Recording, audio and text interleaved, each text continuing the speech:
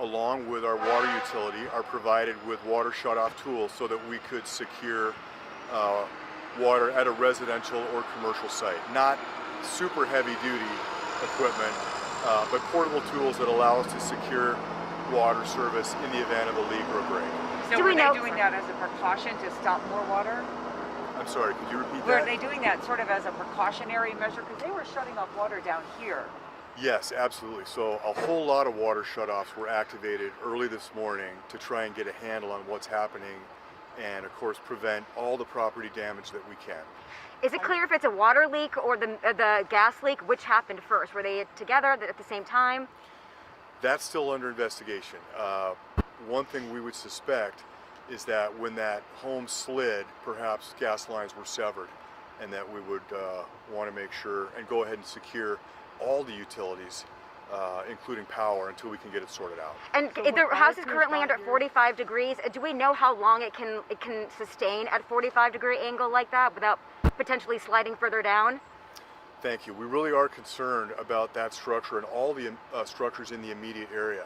We've called in specialized resources from Olympia this morning, and they're on the way right now to help us determine the stability of the structures and the soil around the structures so that we can determine where it's safe and not safe to reoccupy and get folks back in their homes when it's safe to do so.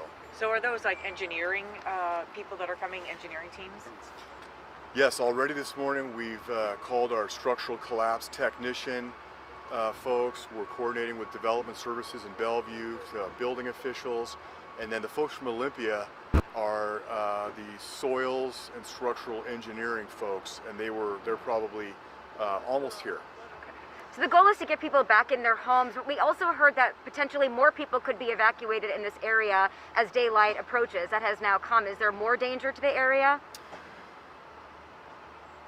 No.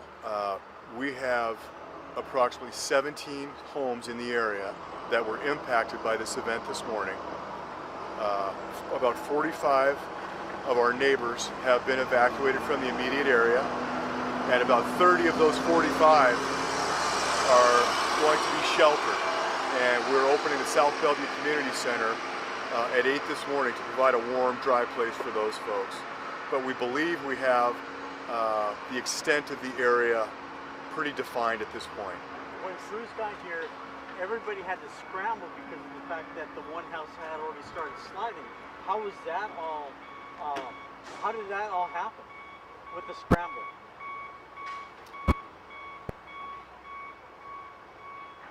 One of our priorities, our top priority, is always life safety. And we got up here at 4 in the morning. It was dark. There was a ton of water and debris rushing in the roadway. And so one of our first jobs is to make sure that we alert people about an impending hazard and help them get to safety. And that's what we did. So while it may look like a scramble, it's actually a pretty well-defined operation for the fire department. Chief, can you tell us, did it take a long time for you all to be able to get the people that were stuck in the house and dug? Actually, from our first contact to the home, we had determined that the people had self-evacuated. They were alerted to the noise and the movement, and so we didn't rescue them. They actually got out of the house and got to safety under their own power. We did alert a lot of other neighbors and residents about what was going on, woke them up, helped them get out. Was it easy for them to get out on their own, do you know? We don't have any evidence that it was anything other than just waking up, getting dressed, and then heading out and being escorted to a safe place. Do you know anything more about those folks? Were they a married couple? How old? As I was arriving this morning, it appeared to be a lot of neighbors from this area. I saw elderly folks. I saw a lot of couples and families, a couple pets, and we immediately ordered a Metro bus so that people could get inside the bus. And then, as I mentioned, the bus will be heading to South Bellevue Community Center, where hopefully we can get folks inside and get a cup of coffee and warm. And the large equipment that's now working behind us and around here, what is their purpose and how are they helping in this situation?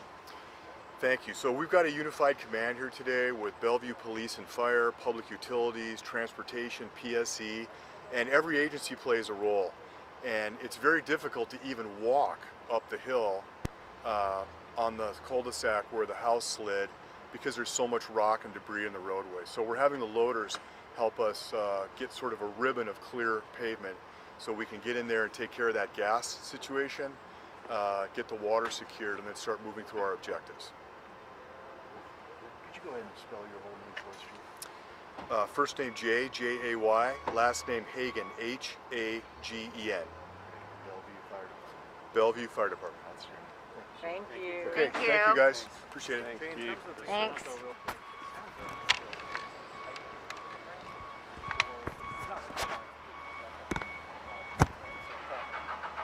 Yeah, we'll just, that's going to be the question is exactly what happened, and I know that our Yes, we can be here. Yeah. They're not only here to develop. I'll put you there. Exactly what happened.